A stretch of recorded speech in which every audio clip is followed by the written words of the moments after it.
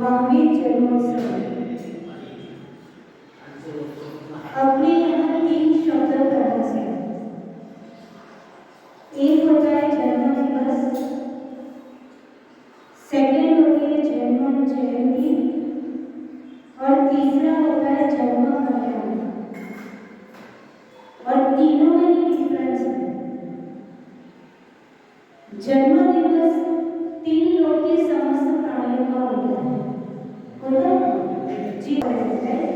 दूसरा यह बेसिक होता है, डॉक्टर बोलते हैं कि उसका सेकंड बर्थडे कितने साल का होगा, वो इंसान का ही नहीं होता है, वो एनिमल्स का भी होता है ना। कभी कभी कोई हाथी बहुत बुरा है तो ये हाथी को 150 साल होगा, तो बर्थडे तो किसकी आती है?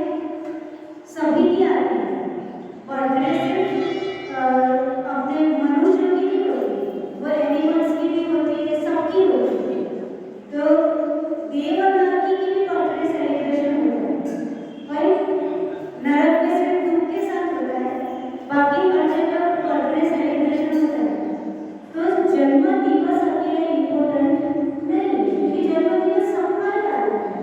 पर हमारे यहाँ जन्म इम्पोर्टेंट क्या होता है कि किसी का जन्म दिवस होता है तो व्यक्ति रात के 12 बजे से शुरू हो जाता है कि जैसे डे चेंज हुआ तो अब क्या स्टार्ट हुआ, उसका नया यानी उसकी बर्थडे स्टार्ट हो गई, लोग विश करना स्टार्ट करते, सेलिब्रेशन स्टार्ट हो गए।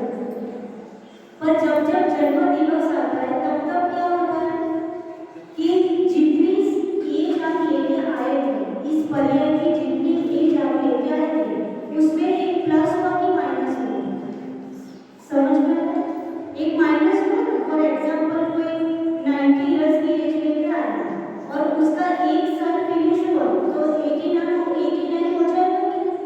तो खुशी की बात है कि दुख की बात है कि जितनी एज लेके आए थे उसमें क्या हो गया, कम हुआ। जो जितने बड़े होते जाएंगे तो हमको ऐसे इंक्रीज दिखाई देगा, तो इतने साल बड़े होंगे, इतने साल बड़े होंगे, और जितने साल बड़े होते उतनी क्या करते हैं, खुशी मनाते हैं, खुशी मनाते हैं, बहुत खुश होते हैं और सेलिब्रेशन करते हैं।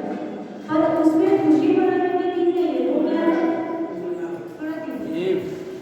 वो खुशी मनाने का दिन नहीं है, उसमें क्या हो गया, हमारा माइनस हो गया।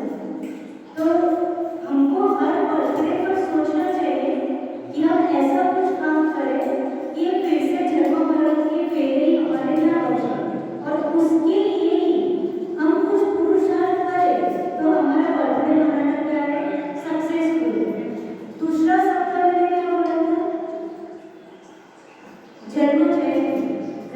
तो जन्म जयंती किसकी सेलिब्रेट होती है? जैसे गांधी जयंती आती है, राइट, आती है। फिर दूसरी जैसे लाल बहादुर शास्त्री जयंती आता है। तो ये कितनी सारी जयंती है। जयंती किसकी सेलिब्रेट होती है? महापुरुषों की, जिन्होंने खुद के लिए, समाज के लिए, देश के लिए कुछ ना कुछ अच्छे महान कार्य किए, जिससे समाज में परिवर्तन आया, बहुत सारे चेंजेस आए, बहुत सारा समाज को बेनिफिट हुआ, लोगों का उद्धार हुआ, लोगों का विकास हुआ, देश का विकास हुआ। ऐसे अच्छे अच्छे कार्य जिन्होंने अपनी लाइफ में किए, तो उनके जाने के बाद भी लोग उनके कार्यों को याद करते हुए उनकी जब जब बर्थडे आती है वो बर्थडे को जन्म जयंती के रूप में क्या होती है, सेलिब्रेट होती है। उन लोगों को उस दिन उन व्यक्ति ने क्या क्या कार्य किए उसको याद किया जाता है, और फिर उनको याद करके लोगों को, जो आगे की जनरेशन है, आगे जो नई जनरेशन है, उनको उनके कार्य रिमाइंड करा के, रिकॉल करा के ये कहा जाता है कि इन्होंने अपने जीवन में इतने संघर्षों के बीच में भी, इतनी प्रॉब्लम्स, इतनी सिचुएशंस के बीच में भी उन्होंने इतने महान कार्य किए, तो हमें भी करने चाहिए। तो जन्म जयंती हमको उनके जैसे कार्य करने के लिए क्या करती है, इंस्पायर करती है। थर्ड क्या होता है, जन्म कल्याण। आज क्या जन्म कल्याण, राइट, महावीर जन्मोत्सव, महावीर जन्म कल्याण, यानी जन्म कल्याण किसका सेलिब्रेट होता है? 3 चीजें होता है, हम सबको एक ही दिन देते, पर जन्म कल्याण किसका सेलिब्रेट होता है कि वो महापुरुष ने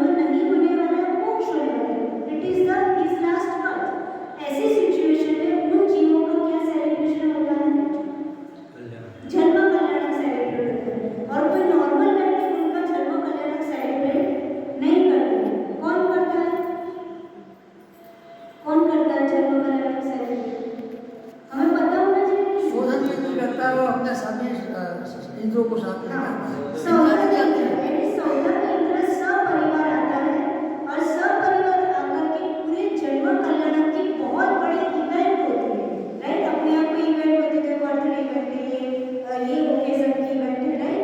पर वो इवेंट इतनी हाई लेवल पर और इतनी बड़ी इवेंट होती है कि उसमें 10-5 नहीं लग पाते, असंख्यात देवी देवता आकर के क्या करते हैं, भगवान का जन्म कल्याण सेलिब्रेट होता है। क्यों इतनी इम्पोर्टेंस? इसलिए कि ये जीव अब आगे जन्म लेने वाला नहीं है, महापुरुष है, वो इतना सातिशय पुण्य लेकर जन्म लेता है कि उनकी पुण्य प्रताप से देव भी अपना स्वर्ग को छोड़ के, अपने भोग विलास छोड़ करके भगवान की भक्ति पश्चात क्या करते हैं, पूरी अरेंजमेंट करते हैं। सची इंद्राणी होती है, वो तीर्थंकर बालक के सबसे पहले दर्शन करके क्या करती है, भगवान को सौंदर्य इंद्र के हाथ में देती है।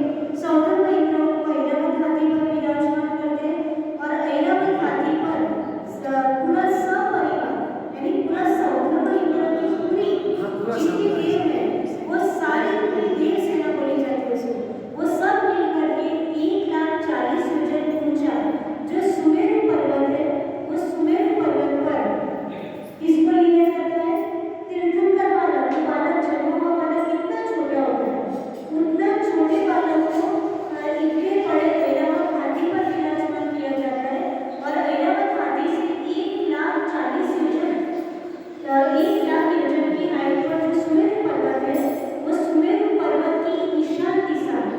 कौन सी दिशा होती है? नहीं, वो तो दिशा होती है, सुमेरु पर्वत की ईशान दिशा। इसको आप क्या बोलते हो, जिसके ऊपर श्री जी विराजमान करते हैं? जिसके ऊपर श्री जी को विराजमान करके अभिषेक करते हैं, उसको क्या बोलते हैं? पांडुशिला। पांडुशिला। तो पांडुशिला